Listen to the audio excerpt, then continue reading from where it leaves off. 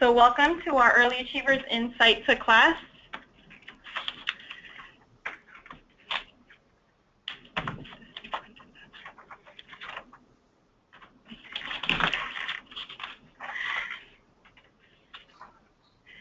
So if you joined us today, you know that we are going to be talking about class today, and we have a panelist from the University of Washington on board with us, Soleil Boyd. She's the Director of Coaching and Professional Development.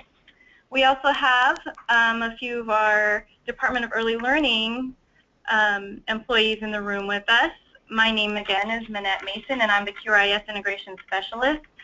Karen Gans is also in the room. She's our Training and Technical Assistance Manager, and she's with the Department of Early Learning. We also have Sue Rose, our ECAP Pre-K Specialist. Roxanne Garzon, and she works with QRIS Special Projects. And then we have Kelly DeVore, and she's an ECAP Pre-K Specialist.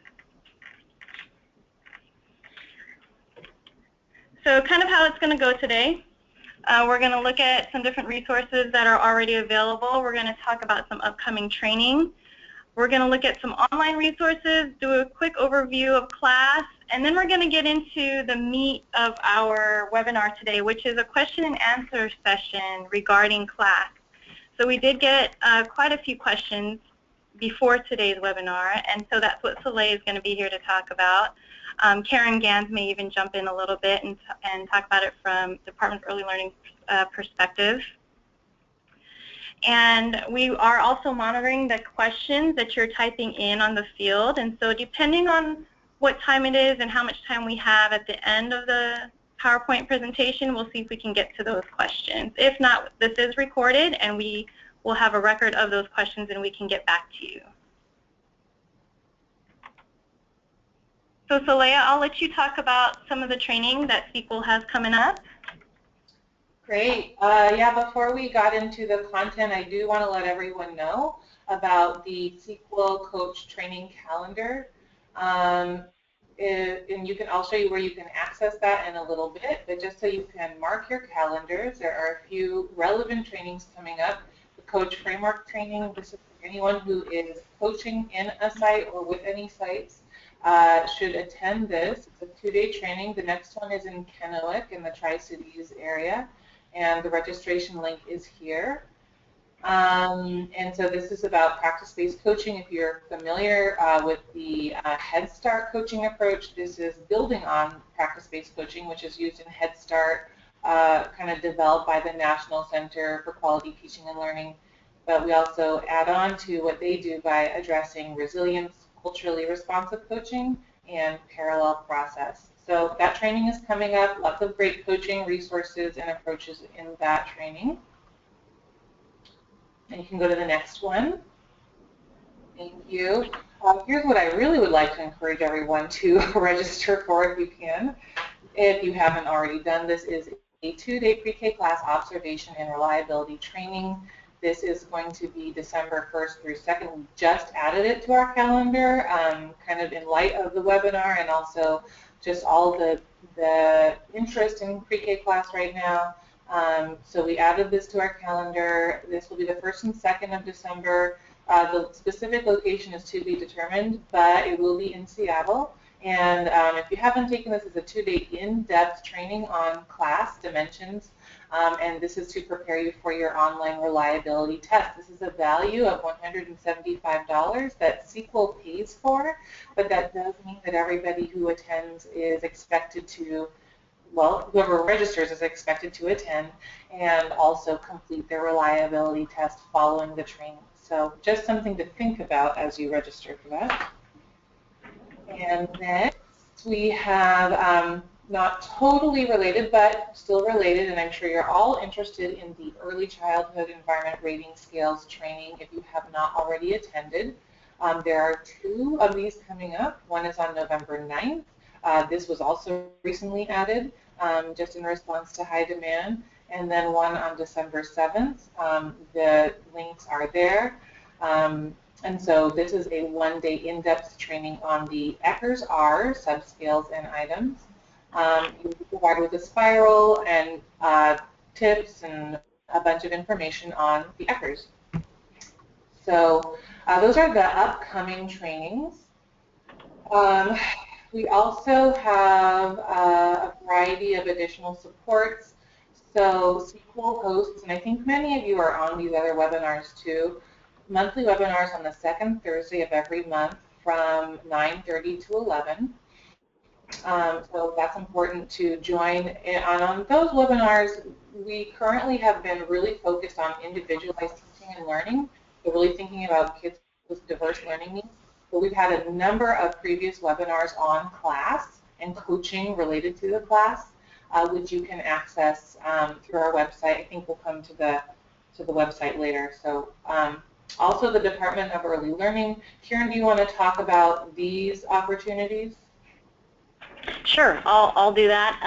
I think that I'm going to start just by saying that all of the training opportunities that Soleil just talked about that are provided through SQL, those are also going to be listed in the next Reminders and Links, which is a monthly newsletter that comes out from the ECAP at the Department of Early Learning. So we'll have those listed with those links in that location as well.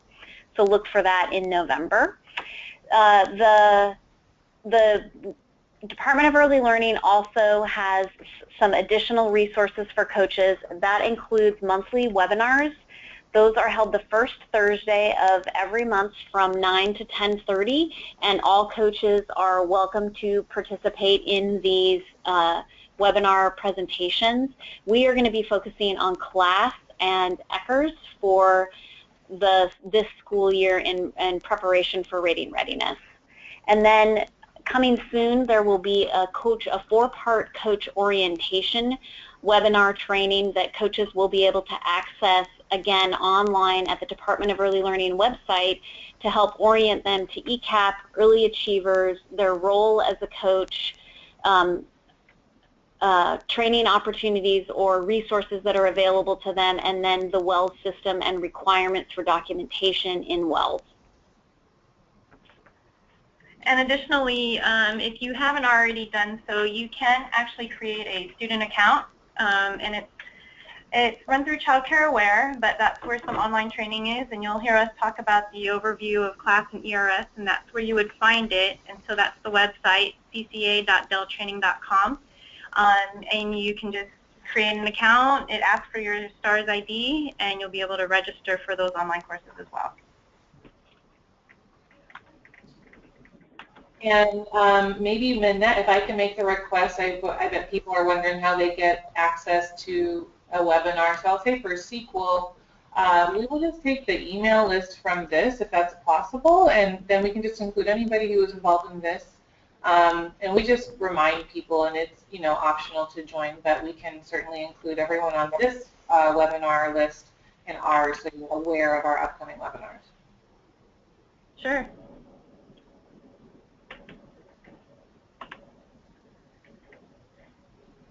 Did you want to talk about the companion? Yes, absolutely. So SQL, cqelcoach.org. So this is the Coaching Companion. Some of you may have heard of it. Some of you may be in the Coaching Companion. But this contains a lot of good resources for you as a coach or anyone working in early achievers. So this has a coach training calendar. So all those trainings I talked about, you can actually just go to the calendar, click the registration link, and access those immediately without needing necessarily an invite through that training calendar. There's also resources. So I think almost all the resources we're going to talk about today are also on the Coaching Companion in the resources drop-down, so you can search for them there. The Coaching Companion is really about you coaching and working with teachers through video, upload, and sharing. So this is an opportunity to set goals, observe, and provide feedback online. So that's really the coolest part, I think, of the Coaching Companion. And like it says, observation and feedback. And you can also set it up so it has groups of teachers, or you can connect classrooms or programs so they can be working together on the process of observation and feedback related to class or ERS or other goals they may have. So it's a pretty flexible tool. And I think we have a screenshot of it coming up. Yes, so this is pretty much what it will look like when you get there. And if you look to the bottom, you'll see the SQL training calendar. So just when you click on that, it's a live Google Calendar. You can't edit it, but we edit it as soon as we get new training. So just check that, as frequently as you can to know about upcoming trainings. And we are posting our projected calendar through May this week. So while today really is only going through December, we have training scheduled by the end of the week, and hopefully before then, this calendar will actually include through the month of May, so then you can plan accordingly for upcoming trainings. Okay, so those are some of the resources available to you. I encourage you to type in the chat, which I can't see, but maybe my colleagues can bring my attention if there are questions about anything I just said. But we want to turn to class. That's what we're here for today. So overview of class. I'm not totally sure if how everyone on the call, how much exposure you have to class. Maybe you're reliable, maybe you attended a training, maybe you're just getting familiar. So I just want to do a quick overview. Hopefully it's not too repetitive.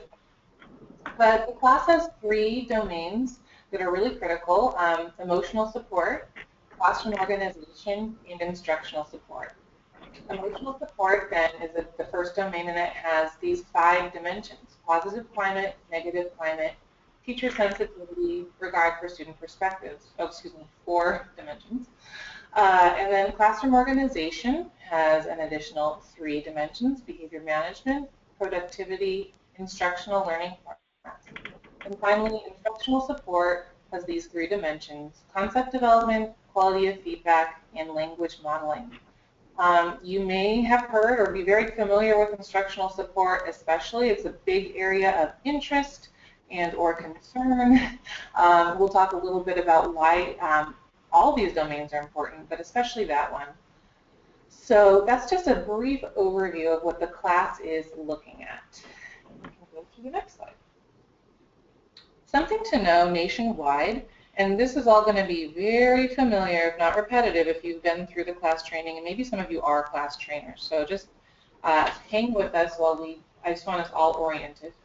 But something important to know about the class: 3 domains, and on average, people score really differently in them. So in each domain and each dimension, a classroom is assessed based on their interactions and given a score of 1 to 7.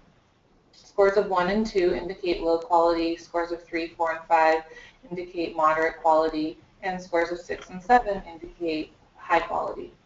In emotional support, on average nationwide, classrooms score pretty high in that area, in the moderate to high quality range.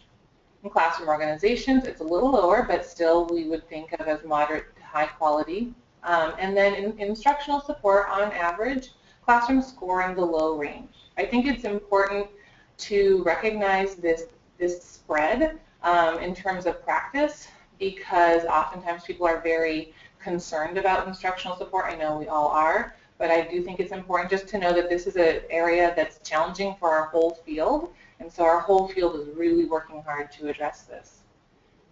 So you can scroll to the next. And again, I see there are some comments, but I believe those are being addressed, but do let me know if there's a comment I should respond to. So why is instructional support such a big emphasis for us? So if we can click through the slide, some bar charts are going to pop up here. So the thing about instructional support is that for children who are what we may categorize as at risk, so children with low levels of maternal education, when teachers engage in high quality instructional support, those children, we see their academic achievement gains drop, actually completely close. That means that in a classroom where a teacher and children are engaging in concept development, quality of feedback, and language modeling at a high level, we see that those typically at-risk children are actually performing the same as their peers who may have less risk factors.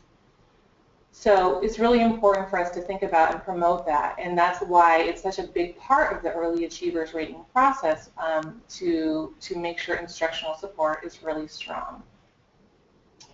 Go to the next slide. Also, emotional support is really important as well, so you can click through those bars. And again, for when we think about children with adjustment problems, or what we might think of as behavioral problems as reported by their teachers, when teachers create a really emotionally supportive classroom, those children are also performing all the achievement gaps have been closed related to standardized tests of achievement anyway.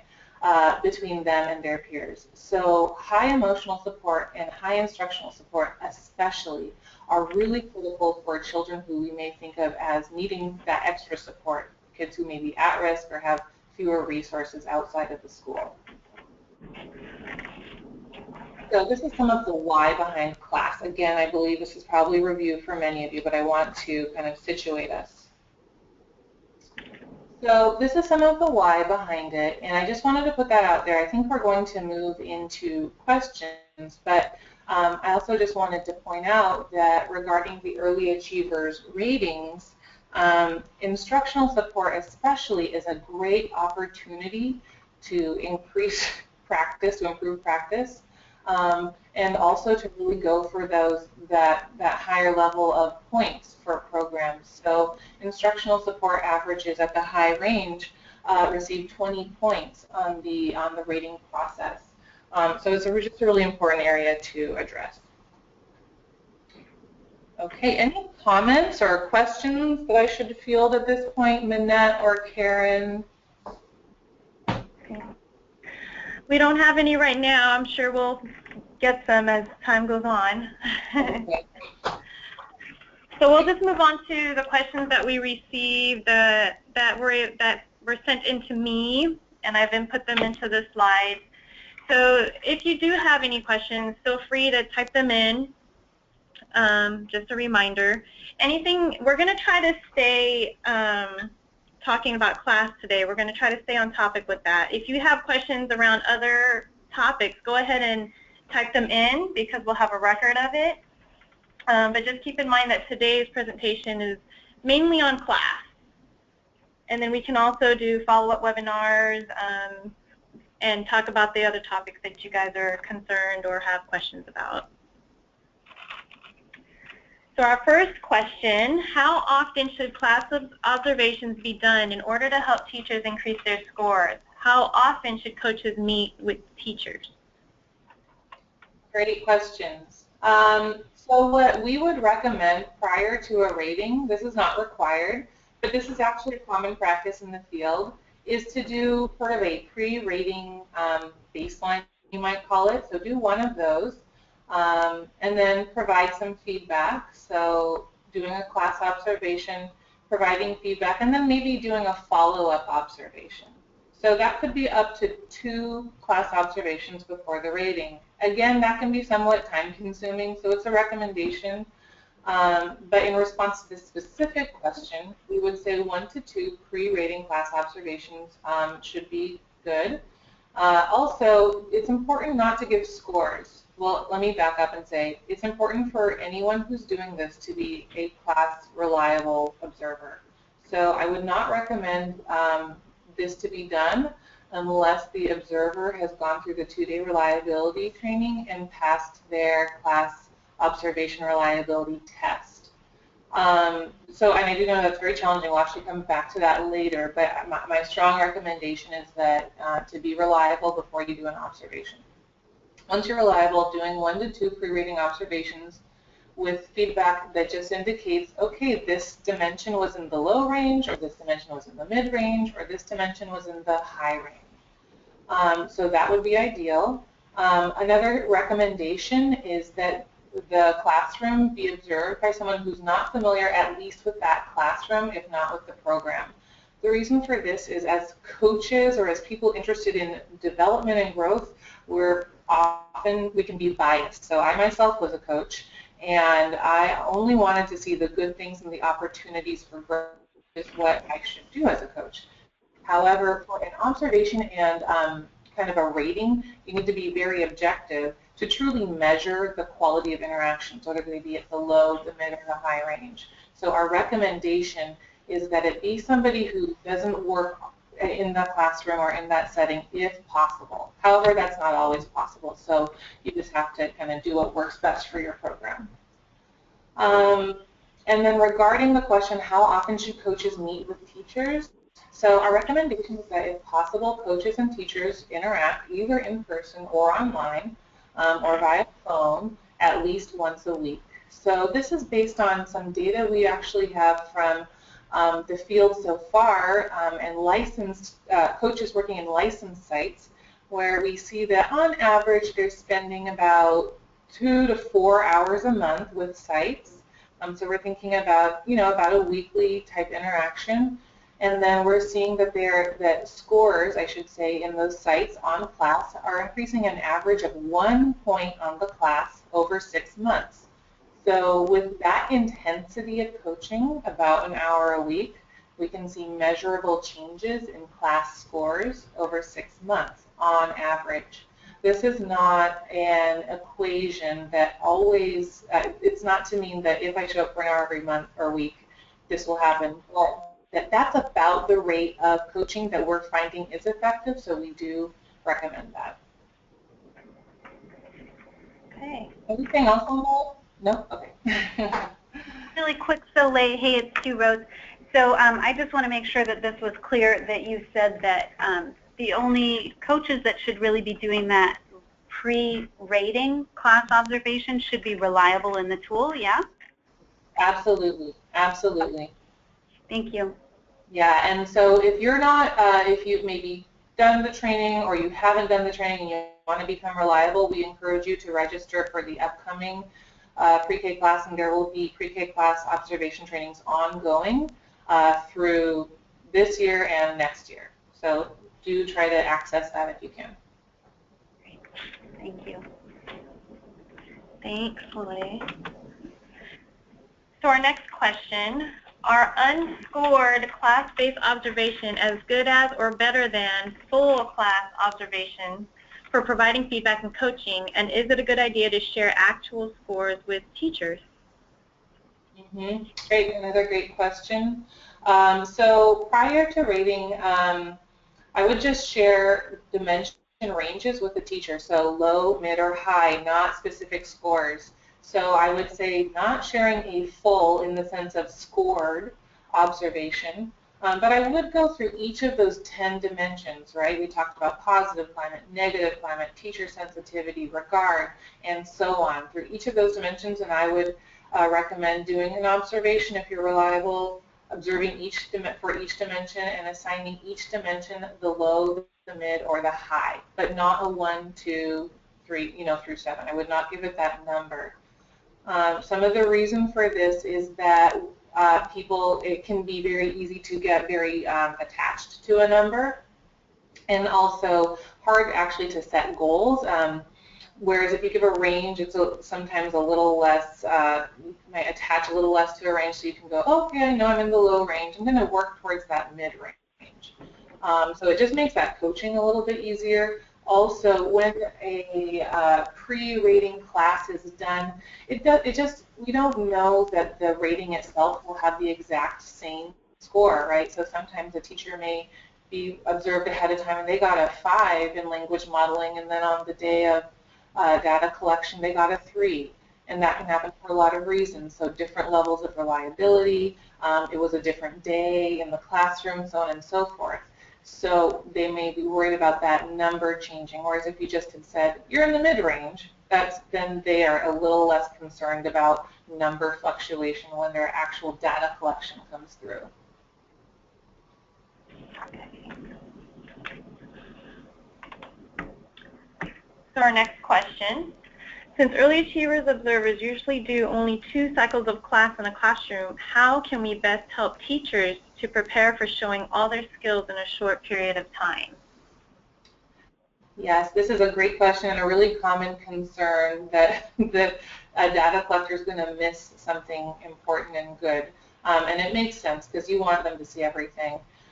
So some of the responses, you could just put those up, Minette, so I can track along in order with them. And so a class observation, just one kind of basic back to the class itself. What the class says it captures is the average experience of most children. The class actually doesn't measure teachers. The class measures interactions between adults and children.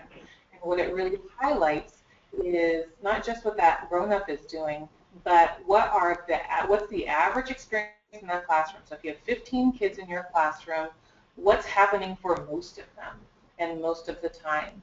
And so it should get a pretty good look at that, even in 2 cycles. What is on average available to these children during the observation?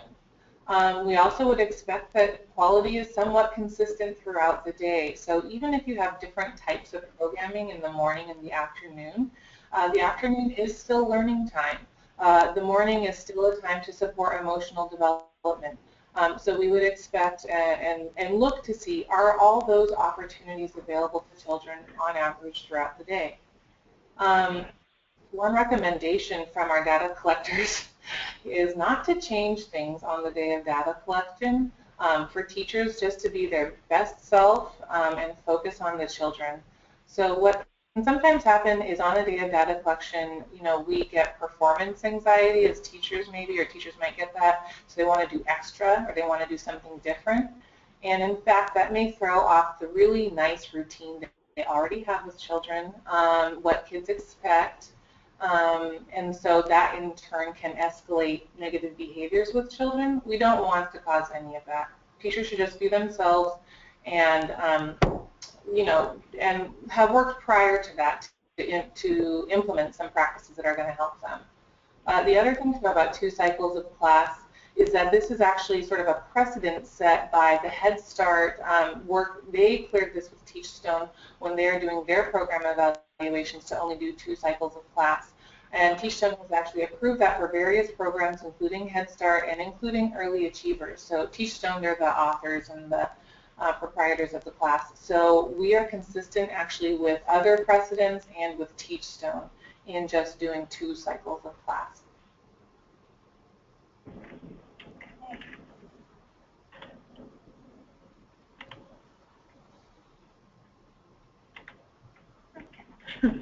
So when parents are in the classroom during an Early Achievers class observation, how does it affect the scoring? And do you have suggestions for what to do with or for parents when data collectors are in the class?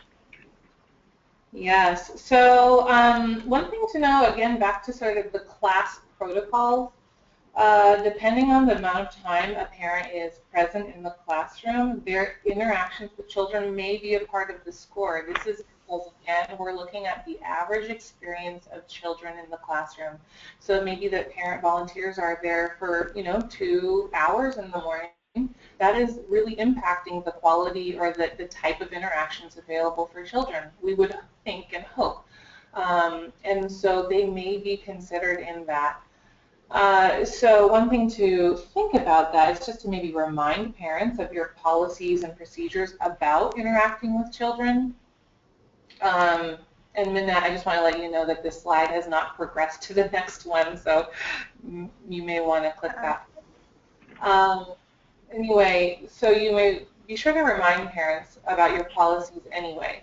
And it may also be a great opportunity to share with them some of the resources you're getting here today, talk with them about the importance of their just having warm relationships and interactions with children. If you do anticipate that they may be there on the day of data collection, if parent involvement is a really ongoing, consistent part of the program. And Karen, maybe you want to jump in because I think there's some more insight you had on that. Yeah, so this is Karen, and I just would add that, of course, at Dell and in the ECAP program, we want to support you in having the teachers feel as ready and prepared as they can on the day that data collection happens, and we want to support you in having your classroom staff and your program fully meet the ECAP performance standards, and we really see that both of those things can happen. And so like Soleil said, really letting the parents know about the data collection and what's going to be happening, letting them know the specifics around what they can be doing, and not only what kinds of activities they could be doing with children in the classroom, but also what kind of volunteering they could be doing at the site, the whole site. So giving them options around what they could do that day, and then making sure that you just provide some extra structure and information for them around their activities and what you need from them that day. Thank you. Yeah, that's great. Soleil, did that screen, do you see the response now? I do. Perfect. Okay. We're on to the next question, but I see it. Okay. I think it paused. I think the screen got paused. Okay. But as long as you can see it, I think we're okay. So there's a question that came from Joan Newcomb, and she wants to know, how is the average experience determined if there is one very active teacher and one background teacher? Mm-hmm. That's a great question. So one thing is it's looked at with the teachers, and then it's also looked at with how many children are with the teachers. So sometimes there's a very active teacher who is in fact leading the lesson. So they may have the majority of children with them at Circle or some other thing, while another teacher may be supporting Circle, or maybe they're getting the lunch table ready or whatever. So in that case, most of the children are with that active teacher, so we would primarily focus on that interaction because that's the average for those children. However, if maybe children are split into multiple small groups, and some teachers are very active in their small group while others are perhaps more passive, or we don't have to categorize it, but the behaviors are not doing quite as much as a different teacher. Those 2 sets, or even maybe 4 sets of interactions would all be kind of combined. So we may see really high in that high range interactions between the active teacher and a small group of kids, and then maybe some mid or lower range interactions between that other teacher and a small group of kids, and that would be combined in that dimension score. So then both of those things would be taken into consideration. And I'm going to look this up in my class manual here. And if you have a class manual, I encourage you to use it and really read the beginning section, the introduction, because it has a lot of insight on issues like this. So I'm gonna look for that as we proceed here. But it does kind of also explain how to deal with that. So on page 10 of the class manual, it talks about classrooms with more than 1 teacher or adult. So you can also see there, they're going to say what I'm saying what they said. But it's really about what's happening for most of the children. Awesome. Okay, our next question. How can we best observe staff when they speak a language with children that we don't understand, and how do early achievers data collectors do this? Yes. So just addressing how early achievers data collectors do this first, actually. Our data collectors speak a variety of languages, I believe up to 12 languages now, give or take. And so we on staff have a wide variety of languages.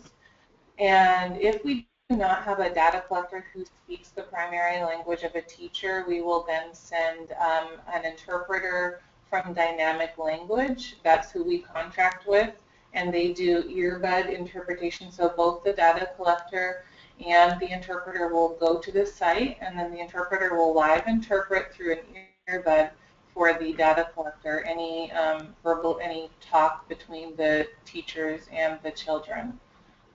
So that's how we address that. We also, while that is certainly takes an investment to do, it is a service that is available broadly. So if possible, it's great for sites to maybe bring in some translation services or interpretation services. You can do phone interpretation, and you may be aware of other opportunities for that. Also, I'll just say, kind of from an adult learning perspective, it's really important to address multiple modes of communication with any teacher, especially a teacher who you don't speak the same language. So I would recommend using video, using picture, using a lot of other ways to communicate about practices and goals. That's why there's a lot of video associated with the class to really help them see maybe what you might not be able to explain to them. We'll talk about there's an online video library from Teachstone that does have English and Spanish video library, so that's another great option. I think we'll come back to that later about getting access to that. So there's a few.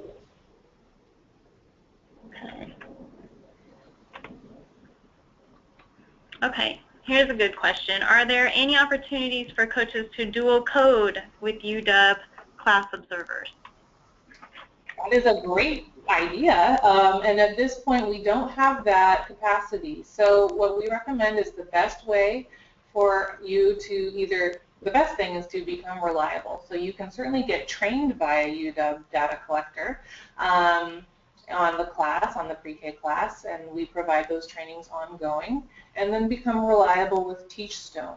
And the more you can tap into, Teachstone provides this training and the reliability certifications. That's the best way to really make sure you're checking your reliability. Our data collectors also check their reliability with Teachstone observers on an annual basis to just ensure that we have really high levels of reliability. So as much as you can do that online with them as well, that you should feel pretty confident that if you're reaching high levels of reliability with Teachstone, you're seeing things the same way data collectors do. Okay. Is there an online overview for coaches to view? Yes. So I'm trying to find, I have my papers here, but I'll just pull the slides. So there are a few options. There are level 2 trainings, and so some of you may be familiar with these if you've worked with level 2 programs or license pathway. So through cca.deltraining.com, you or a teacher can view an introduction to the ERS in class.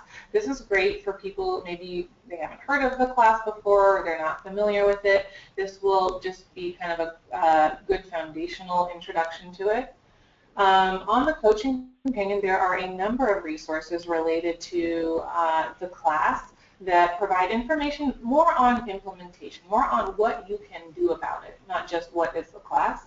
So those include trainings, PowerPoint handouts related to working the muscles of the mind and also maximizing learning time, as well as the Ask SQL Coach webinars. So all of those things are available under resources on the Coaching Companion.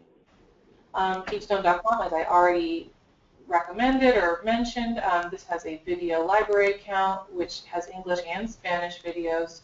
Now this account is not free. I believe it's about $20 a month for an account, and so it's something to consider, if that meets your program's needs, if that would be an extra resource you want to invest in.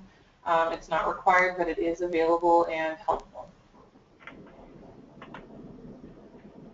Additionally, another really fabulous resource, and you may or may not know about this, the National Center for Quality Teaching and Learning.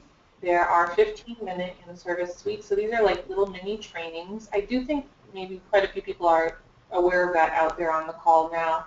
But these include a PowerPoint on a specific thing such as novel words. So novel words is something related to language modeling. And so it would have a little mini in-service suite on that topic with tips for teachers, families, and supervisors. And are we going to jump over there, Manette, to see this? Great. Super. So again, if you come to eClick, ECLKC, and you can just search under Quality Teaching and Learning Effective Practice. I just put in suites when I go to the search, box, but whatever, however you find it. And so I would go to Engaging Interactions and Environments, and there you can see what is aligned to the class. So social and emotional support, that aligns with the first domain of the class. Well-organized classrooms, that aligns with the second domain. And then instructional interactions, that aligns with that third domain of instructional support. So here if we look at, I think I said novel words, so you can see there language modeling and conversations. There are all these little mini trainings that you can just review yourself. You can share it. What's recommended is to share it with teachers you're working with to really help them think deeply about these practices. And so that's a really great resource as well. I would say these are all really good practice-oriented resources. And again, that 2-day class training is really invaluable, though, if you're coaching programs, if you can make it to that.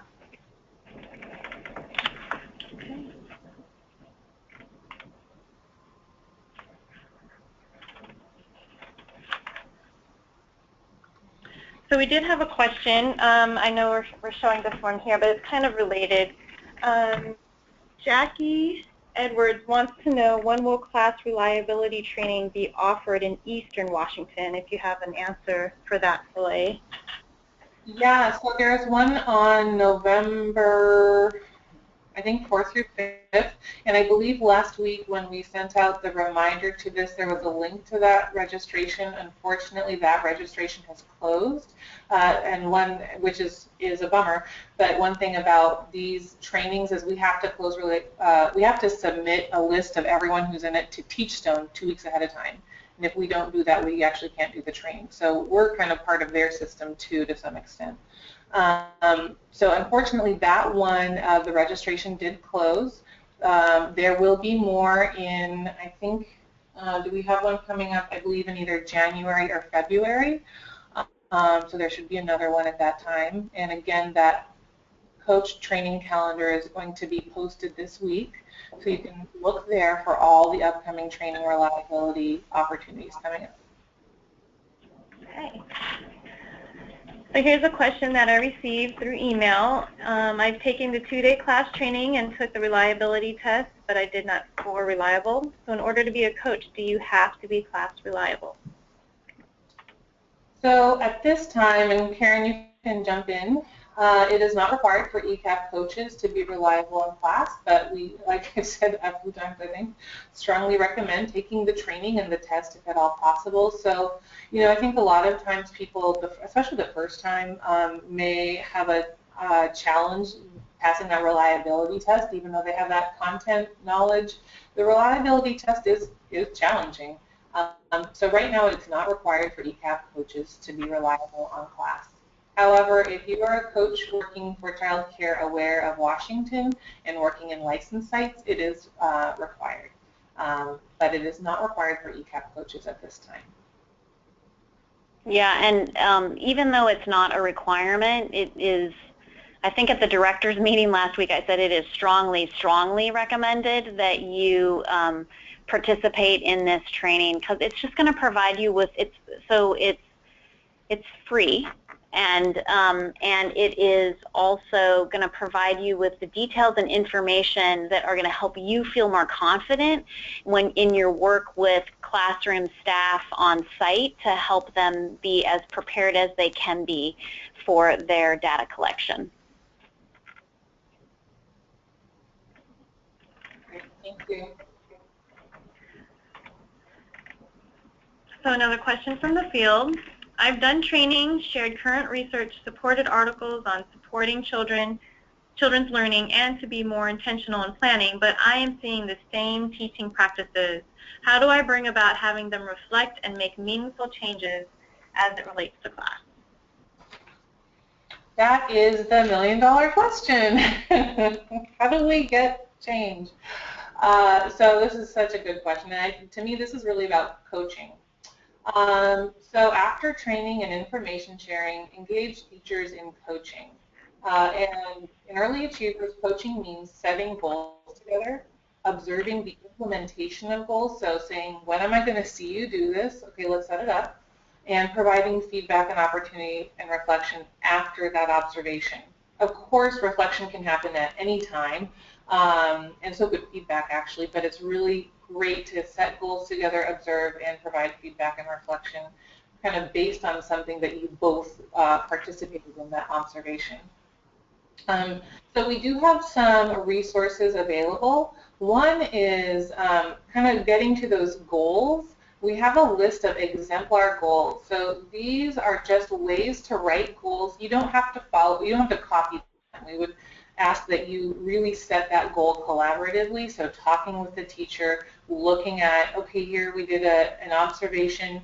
You scored low or mid or high in these areas. Let's find some goals to set. You want to do that collaboratively, but we do have some wording because I think sometimes it gets challenging about like how big or small should a goal be. So in an action plan. So we do have some wording for that at the exemplar goals handout. We also have additional resources related to all of these things on sequelcoach.org, including exemplar goals. And then I think there was maybe a little more on the next slide. Maybe I'm wrong. Okay, nope, I was wrong. Do you want to? We can refer to this if you want to, Soleil. We can click on it. It's a hyperlink. I don't know if you want to talk about it. Sure. Okay. So this is our, just kind of a side note, this is our Dropbox, and this is where these forms are uploaded to. So if you already aren't part of the Dropbox, you can send me, Minette Mason, an email, and I can send you an invite. But this is the form that Soleil is talking about right here. Mm-hmm.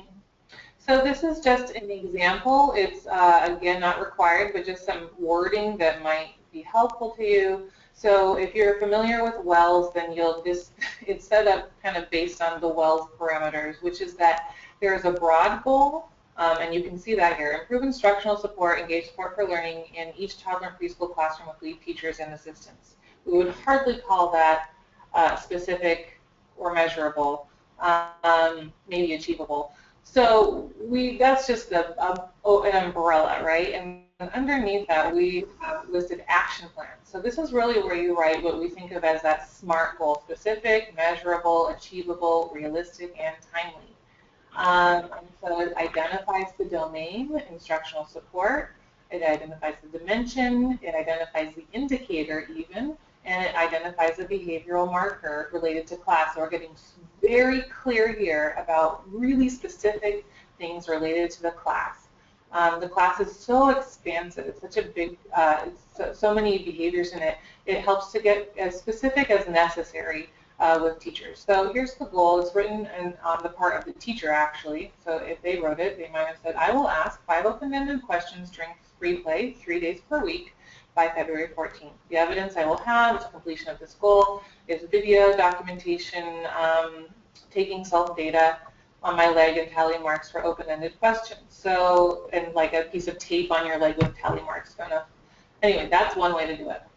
And some resources needed are video equipment and a tutorial on VoiceThread or other video sharing program. So we would actually need to update that to say coaching companion. But we created these a little while ago before the coaching companion. So the point of this is that you would want to be pretty specific in setting these action plans with teachers for a few reasons. The more specific it is, the more clear it will be if it got met or not. I think probably most on this call are clear and familiar with really specific goals, but it helps to measure progress and also build that confidence. Yes, I did it, great, and now I'm ready for the next thing. So these are just some recommended wording for goals and action plans. Okay. And this is just to Rose. Minette was mentioning the Dropbox, and but we also wanted to say that we are actually posting a lot of these recorded webinars and different coaching supports on our DEL ECAP webpage. And so I believe this one is already posted on there as well. So it's at, when you go to the Department of Early Learning's website, where you go for information for ECAP contractors, it's the first part of that area. And this is Karen, and we'll be going over those resources and how to get there on the November Coach webinar that's going to be happening, I think next week is when that is.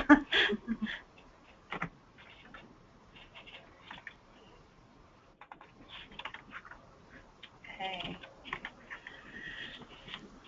So Our next question is if there is a form that needs to be filled out when providing observation feedback as this relates to class. Mm-hmm. So we have recommended resources. There's not a required form for feedback. But if you're doing a live observation and you want to provide some feedback, we do have some forms you can use. So there's a goal setting handout, or there's a handout, I should say, that's called Blink. It's an initial observation form. And there's also an example of this, how you might fill it out. And so what this does is sort of provide a way to do that first, just very open-ended observation. You may not have data on this program, but you want to start getting to know them and kind of narrowing down some targets. Do you want to click on that, Lynette, briefly? We can just look at the blank one. We don't need to do a whole thing. Yeah.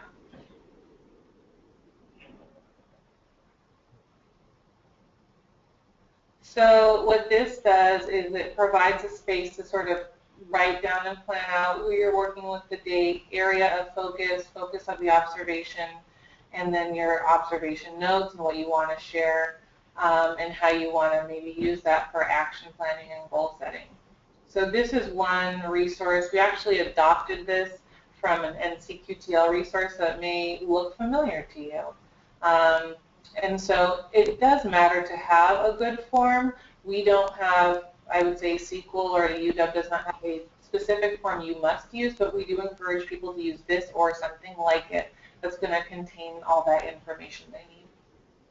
And Soleil, this is Karen. I'll just add that the Department of Early Learning does not have a required form that they've identified either.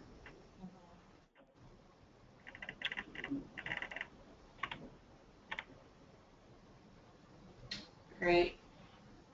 And so if you wanted to look at an example again, I think for the sake of time, we'll just kind of carry on because we want to get through the rest of the questions, and then we'll see if we even have time for any additional just from the folks who have came on with us today. But again, these can be uploaded from our Dropbox. So our next question, after focusing first on strengths, how do I objectively observe and then articulate in a personal way the goals to work on? That was a great question because I think it's going to really tie together most of what we just talked about. So I think it's good to focus on this one. So the thing we would say first, right, you're focusing on strengths, how do I objectively observe? So we are assuming, but also encouraging to establish a positive relationship first, right? So this is really talking about coaching. And coaching is really that professional development plan that we have in Early Achievers to help people grow and change. So basis for that, positive relationship, trusting relationship, and then conducting that initial observation, focusing on class dimensions. So you may do that full observation if you're class reliable, then do that full observation providing the low and the mid and the high range for each classroom. Now, if you're not class reliable, what I would encourage is just to review the class with the teacher, the class dimensions, talk about it, watch video together, really explore the class together, and help them think about different dimensions of the class, especially related to instructional support. However, if we are class reliable, we do encourage that objective observation, noting the low, the mid, and the high for each classroom and each dimension. And so then identify areas of strength. So you may have done a class observation with, we'll talk about teacher Megan, and in her 10 dimensions, she got mids and highs in emotional support and classroom organization, and she got some lows in instructional support, because just based on that data we saw before, that's the average experience, right? And so you may talk with her about what was strong in those high range dimensions, and then ask her, so what do you think about these lower range dimensions? Which one would you like to focus on first? Which part of the dimension would you like to address? What seems most important right now? So really helping narrow down those priorities using the data. So you have that low, mid, or high range for each dimension, helping the teacher focus on areas to improve, and then picking some priorities even within that area to create that specific action plan. That's what we would recommend. And I believe I see that there is a handout. Oh, here we go. Thank you. Good. So some handouts related to this is the feedback. Manette, could you maybe click on one? I'm not quite sure which ones these are. Oh, this is about feedback. Okay. So there are some resources on how to walk through that process with a teacher. I'll make sure that that's available to you. And it's basically identifying the priority areas and then creating some goals based on those. So I'll make sure that that gets out to you guys. But the other way to do this is really through the coaching companion, which is to not only do an observation where you provide feedback, but really gather that video and create an opportunity for the teacher to look at it themselves, and you can provide feedback with them. So let's look at that, and we're going to do a focused sample observation, so that top yellow one, the yellow bar. You can click that button, there you go. So let's go, Minette, you can click the coaching companion, that broad thing at the top, the broad title all the way at the top. There you go. Click on that. There you go. And click the yellow view a sample focus observation. Good. So here's an example of what you could do. Yeah, you can click right on that. Language modeling with toddlers. So this is what I might set up with a teacher.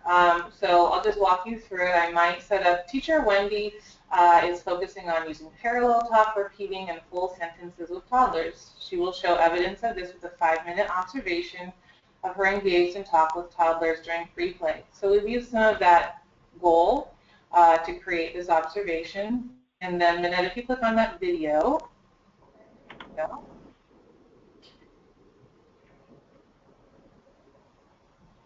here we can see that Teacher Wendy uploaded some video. So we could watch a little bit of it. Like that one. Oh. I don't know if there's any sound. That's okay.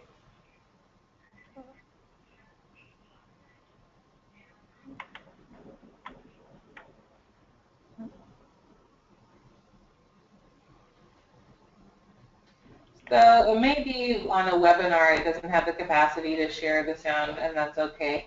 But what you can see here is that either person in the coaching relationship can add the video. Teacher Wendy could have uploaded it, or I could have taken the video on my iPhone, wherever, and uploaded it to the coaching companion. Both of us can do that. And then both of us can comment on it. So this is a great way to really provide specific feedback. So here's just an example of how a coach like me might comment. Hi Wendy, thanks for sharing this video. I see that you are really focused on keeping the back and forth going with Marcus by providing him with words like more, repeating words after he uses them, and doing some parallel talk, such as when you counted the figures as he put them in the truck. What do you notice? So now I've provided some feedback, right? I told her what I saw. I didn't count, so I think she had some kind of goal maybe related to how frequently. I didn't address that, but I did move into reflection. What do you notice? What features of language modeling seem most effective with Marcus? What does he do to let you know what's working? Then Wendy, Teacher Wendy responds saying, I'm glad you noticed. I was keeping Marcus focused by repeating his signs for more and all done. I think I could have done some more parallel talk and described what he was doing instead of just saying good job. So now we can see that the coach has, everyone's looking at the same thing. The coach is providing feedback and an opportunity for reflection, and the teacher can then be the one thinking about, what am I going to do differently next time? Marcus stayed engaged with his play, and so on. And this conversation can go back and forth as many times as you want it to regarding a single video. So while live in-person coaching is great, all the forms we have shared are awesome, this can also be another, I think, really effective tool at getting teachers very engaged in their own observation, reflection, and feedback.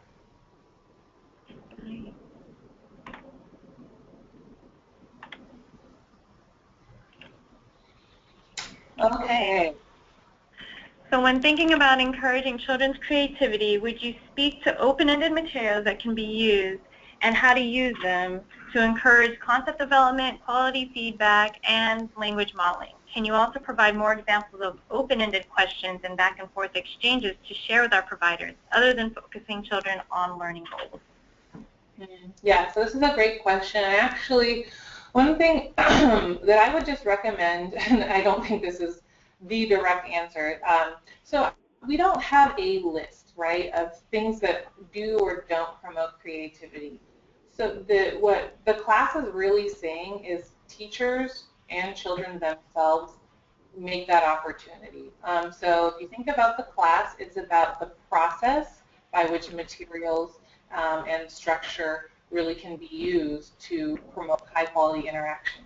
So what I would recommend is brainstorming with teachers and providers ways to bring out children's thinking and creativity throughout the day and with various materials. And we have some tools related to that. So if you can go to that next slide, Minette. And oh, this is a difficult copy, but that's okay because we have an original for you.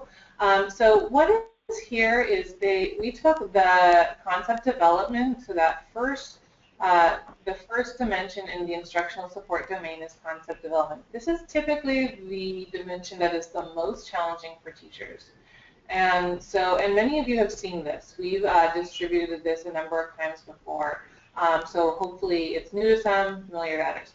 But in any case, breaking down the different indicators in concept development and different ways you could engage children through question and answer or through prompts that might engage their creativity or their thinking skills. So this one is completed now, and this is to provide just some ideas for teachers. The next slide has this. Oh, okay, sorry. More specifically. And there's the additional handout. We're not showing it to you here, but it has this exact same chart, but without the words. So in the middle. So it doesn't have the how come we need to eat food and so on and so forth. But what I would recommend is using this chart with teachers to brainstorm what are materials we could bring into each area of the day. So down the left, you'll see that's that schedule basically, or each kind of part of the daily routine, activities, meal, small group. And how could we address analysis and reasoning through activities, and maybe add some material. So there's a blank form that doesn't have any of these prompts in it that you could use with teachers. Just go, what would be all the activities we might do that get that analysis and reasoning? So maybe we should get some magnetiles in the block area and talk about how come the tower fell, or different questions like that. So have them maybe come up with that list of materials and some questions or prompts that could go with them. Again, probably most materials that are open-ended would lend themselves to this, and it's just about helping teachers brainstorm and plan how they're going to use them. I would also add that right before the webinar, I actually uploaded this. So if you're looking at your screen at the bar on the probably the right side of your screen there, where it shows the attendees, it shows information about the webinar. There's some plus signs. You might see dashboards. You might see questions. But down towards the bottom, maybe about halfway down, you'll see one that says handouts. And if you click on that plus sign, I've actually uploaded that there, so you can download right now from this webinar this handout that you guys are seeing right here. Yeah, you can download this handout itself that has all the kind of answers in it, and you can download a blank one to use also with teachers.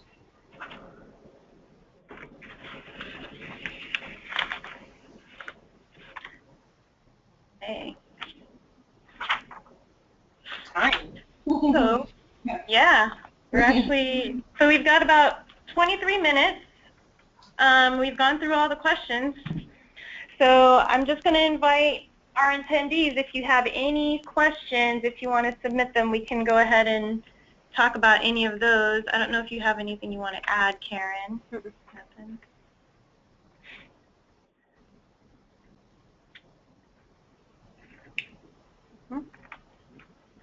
Nothing? Okay. Okay. All right. Well, I hope this was very helpful. Kind of the whole goal of these webinars is really to help support you, and that could be, you know, different things. Different sites need different things. But what I can say is any questions that you have, ask them. And that's kind of how we would gear our webinars as well, so that we can support you in the best way that you need that support. Oh, it looks like we do have a question. So I wanted to just say, it sounds like some people were interested in where the handout is located, and it's off to the right, as Minette said, but some are having problem downloading the handout, so we might need to just Email them. Email it. We'll be putting it in the Dropbox as well, and then probably also posting it on the DEL website. And then there's a question here from Shana. Okay, so is there a detailed list of what is rated when we're evaluated by University of Washington?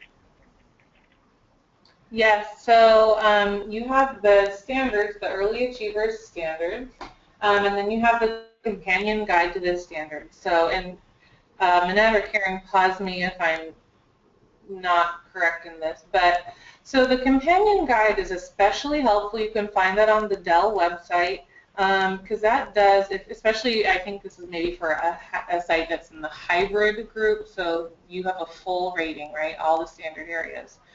And so that companion guide is really going to outline what is being checked, especially in terms of records review. And Sue, I don't know, I think there has been some discussion about records review. I'm not sure what all people are aware of, so jump in anytime. But anyway, the companion guide is pretty helpful in helping you know just what's being looked for. And so are the standards, but it's just, that's a kind of summary document. So I would look for the Early Achievers Companion to the Standards on the DEL website. Yeah. So this is Sue Rose, and I just want to say that the other thing that's important to remember is that we have coaches supporting a variety of sites. So we don't have only hybrid participants on the line today. We also have those of you that are supporting Head Start ECAP pathway sites as well. So when Soleil is referencing the Early Achievers Quality Standards, those are very important. But keep in mind it's the ERS and the class that are being looked at if you're on the Head Start ECAP pathway. And Shana, that's the pathway that your site is on. Thank you. I don't know that about Shana's site. Thank you for clarifying, Sue. Well, yeah. And then it looks like we have another question here. Okay. This one is from Karina, and she's asking, can you talk to a different day? So if it's maybe a challenging day in the classroom, how do I make it a great day, perhaps, is what I'm saying. Interesting.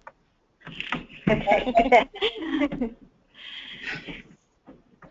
So I can't see these questions, so I'm not totally sure. So, but am I understanding, on a tough day, how can a teacher pull it together for their data collection? Is that the idea, or is it something else? Yep. Yep. Okay.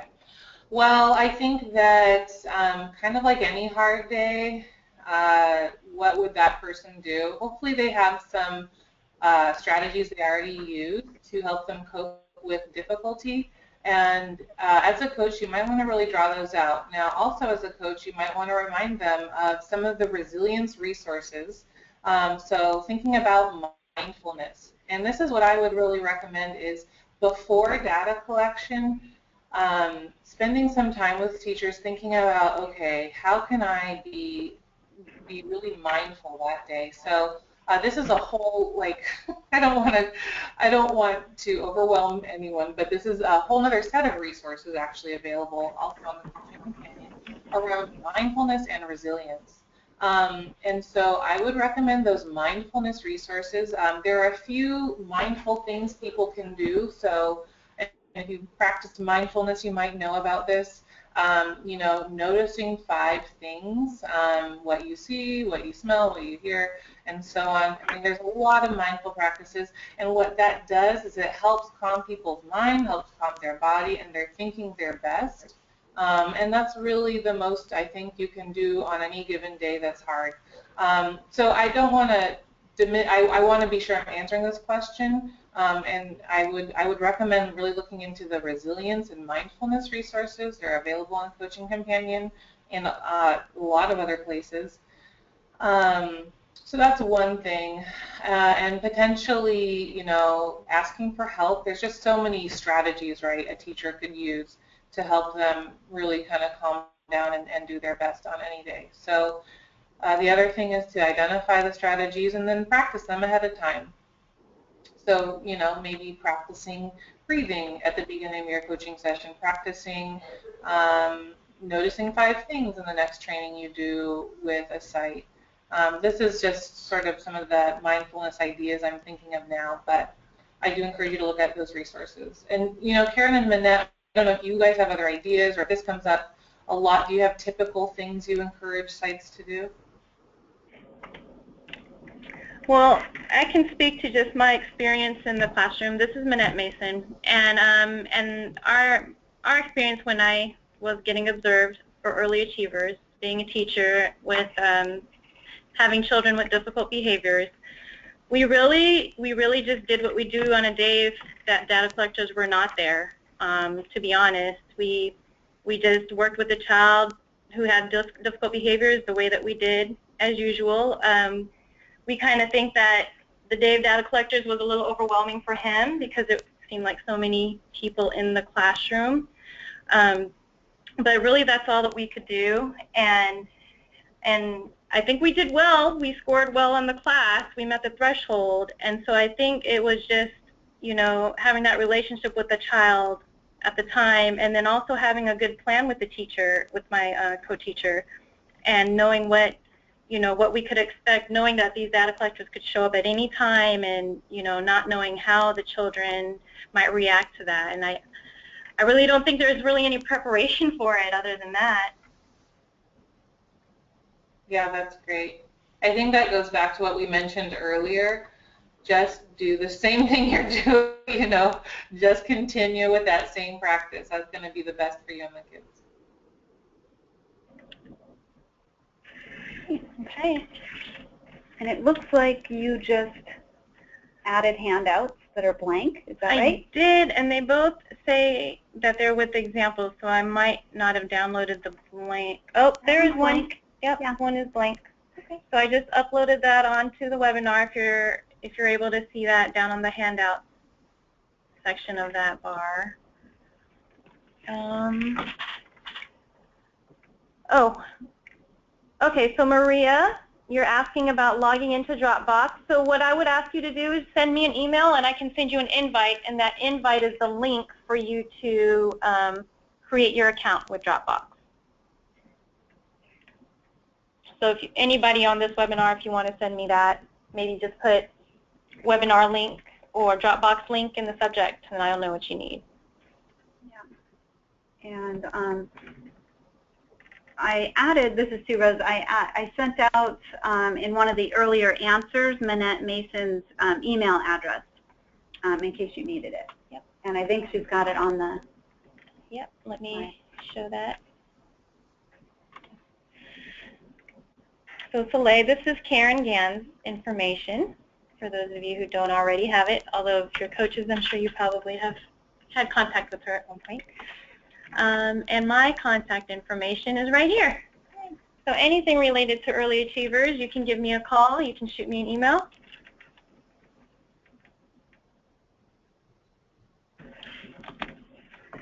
So it looks like we're a little bit ahead of schedule. I don't see any other questions coming through the queue. I hope everybody got what you needed. I'm sure that the questions will arise as time goes on, so just don't be shy, is what I can say. Thank you, Soleil, for spending some time and providing a lot of insight. for our coaches and for those who are in the classroom trying to score well on early achievers. And I think that's great. all right.